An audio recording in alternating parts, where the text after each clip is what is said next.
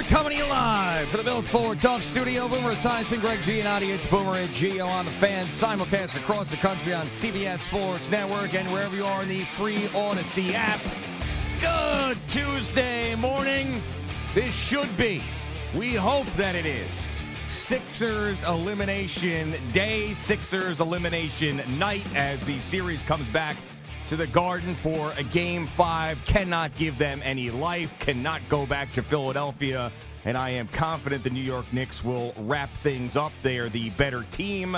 They are in command of the series. You also have the New York Islanders grasping on to life, going down to Carolina as a huge underdog in tonight's game, and Ranger fans will be paying attention to that because that is a big opponent situation for them in the second round. And last night you had some interesting baseball games, and Luis Severino taking a no-hitter into the eighth inning. And I was driving back and forth to Connecticut with CeeLo, and we put the game on 880. And when we get in the car, I look down and I say, wow, Severino's got a no-hitter. We got to put on the Met game. And CeeLo goes to me, you sure? You sure? Because we weren't listening. And when we weren't listening, he threw a no-hitter. Do you want to jinx it? I said, come on, CeeLo, whatever. Put it on, jinx it. Next thing you know, a little looper base hit, and the Cubs get their first hit of the evening. Good morning, Boomer. How are you? Yeah, good morning, G. I'm doing well, and that's exactly what happened. Yeah. And it was, I'm telling you, so close. And then, of course, the great Edwin Diaz, unfortunately, blows it after Yes. this. But I would say that, for me, sitting there watching Severino doing what he was doing, I'm like, this guy is in the middle of a bounce-back season. Yeah. So, again, I was looking for the silver lining, and he was one of the guys that we were all wondering about how he was going to pitch, and, he's pitched well when you think about it for the New York Mets, and it's a shame that, it's just whatever it is. If you're in a Met uniform, you're not pitching a no-hitter unless you throw 150 pitches. Let's face it. And get a call on a foul and fair ball down the line. And then shoulder or elbow surgery, and then you're out. Yeah. I was obviously rooting for it. I was upset that I was in the car listening and not watching it because I really thought, I was like, man, this guy is dealing. He had something like when we turned the game on, like 78 pitches. He was in a good spot. I was like, well, they're not going to end up pulling him. You didn't have to worry about that part of it. And but whatever. And it really, what was the frustrating part was they end up blowing the game. After that, they're up 1-0, and the whole thing falls apart. But, it really was amazing that the second we turned the game on the radio, the whole thing went to crap. Right. I was starting to believe in jinxes again.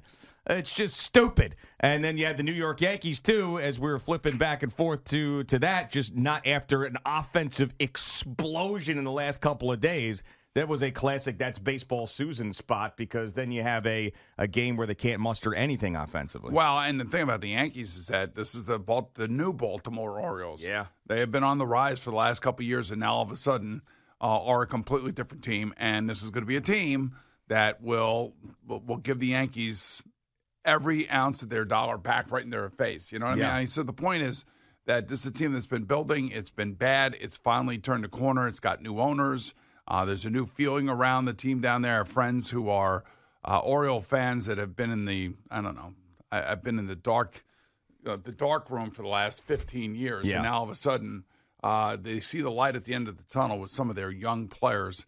And this is going to be a fight. It's like, it's kind of like, when the Tampa Bay Rays were really good and they were fighting the Yankees tooth and nail. Sure. And it was frustrating for Yankee fans because they would lose to this team that would spend 1/3, maybe 1/4 of the money that the Yankees would spend.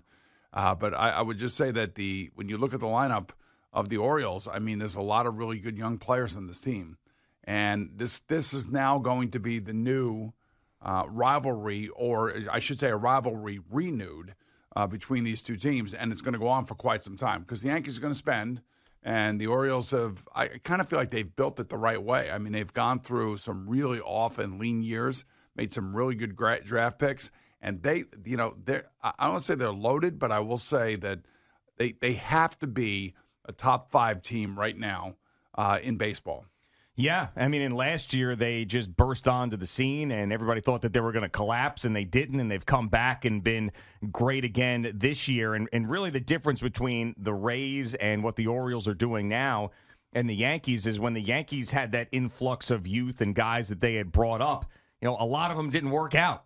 From Greg Bird to Gary Sanchez. I mean, those baby bombers that were supposed to take over. And Gleyber Torres had a decent career, but he wasn't the guy that everybody expected, a perennial all-star. And Aaron Judge is really, and he's been amazing, but Aaron Judge was the only one that really panned out. Where you have these other teams that have 3, 4, 5 guys that they're calling up and being staples there for 10 years. And where the Yankees have to go out and trade for a guy like Juan Soto. And then Juan Soto, they got to trade for him to kind of replace some of the production that they lost through guys that didn't pan out. Here's the thing with the Yankees. There is so much pressure for them to be good every year. You know what I mean? Yeah. They have to be good every year. So they're never going to get the high draft picks. They're never going to go and, lose, 85 games and be in the middle.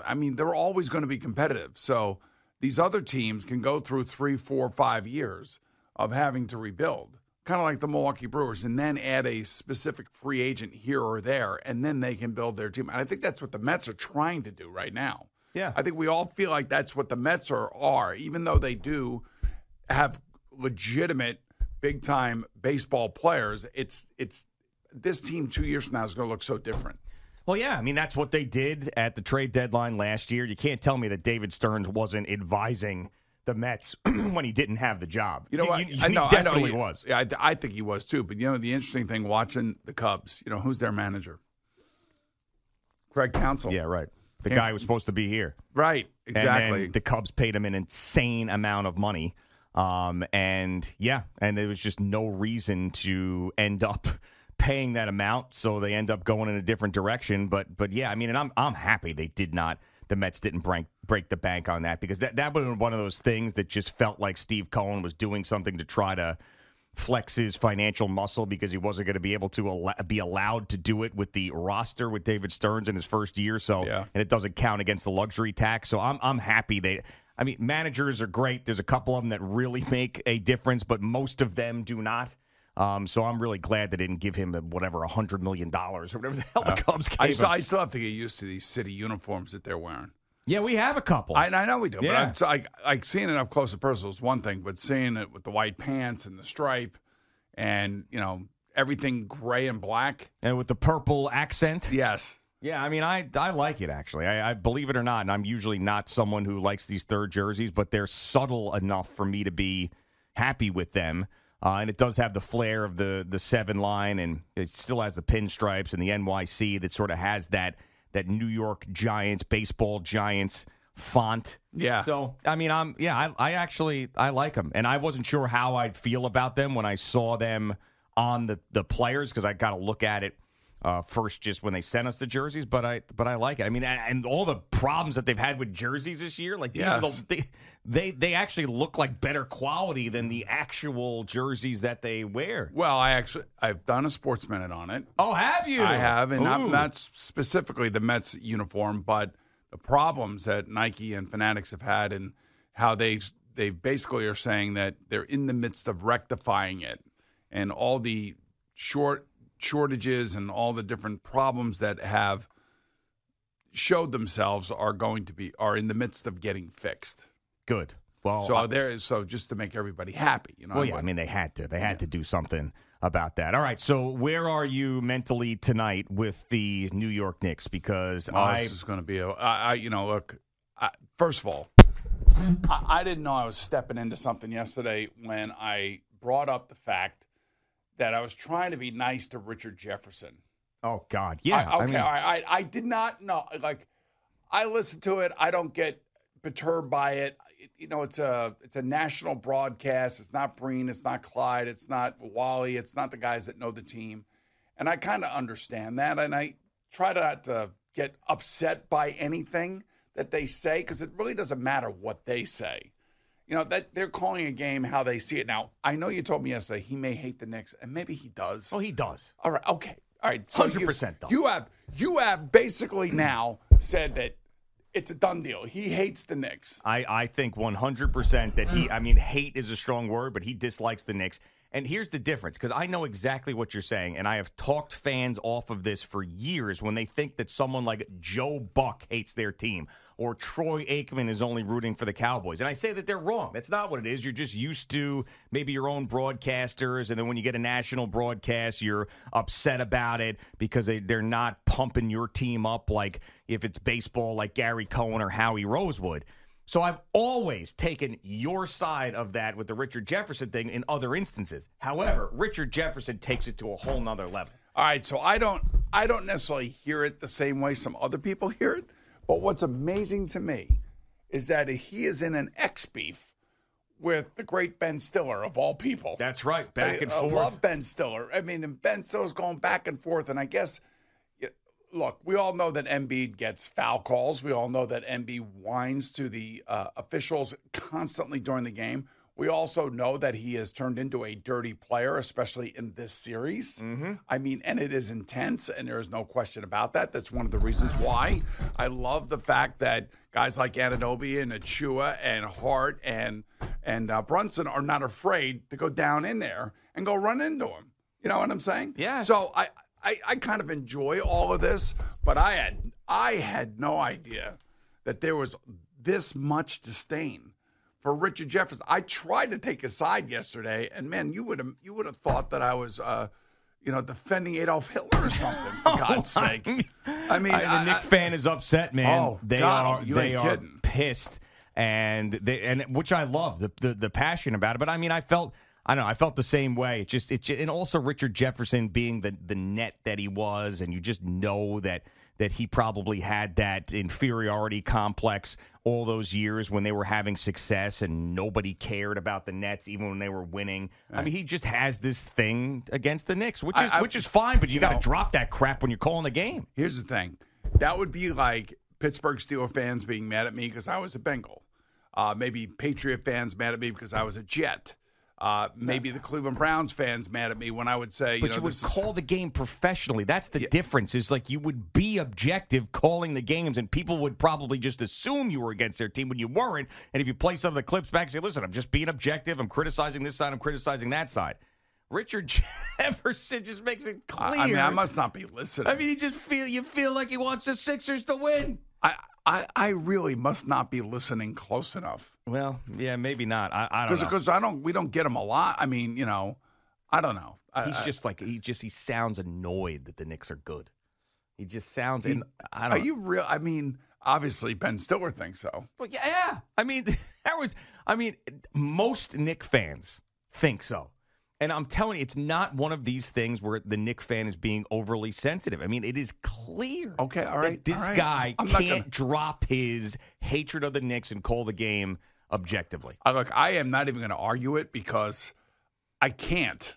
There's just too many people that would want to argue this point. Yeah. And so for me, all I think about is do whatever you need to do to win the game tonight. Yes. And play with and I know the Knicks will.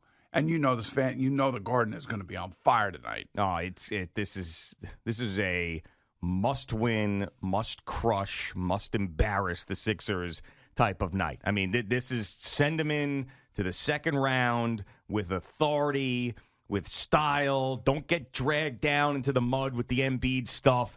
No injuries, no stupid ejections or flagrant twos or whatever, because you know that stuff's going to go on. If the Knicks are winning in the fourth quarter in this game, you know the Sixers and especially Embiid are going to go dirty, and you can't fall into that. I'm sure that Tibbs is telling the team all of that.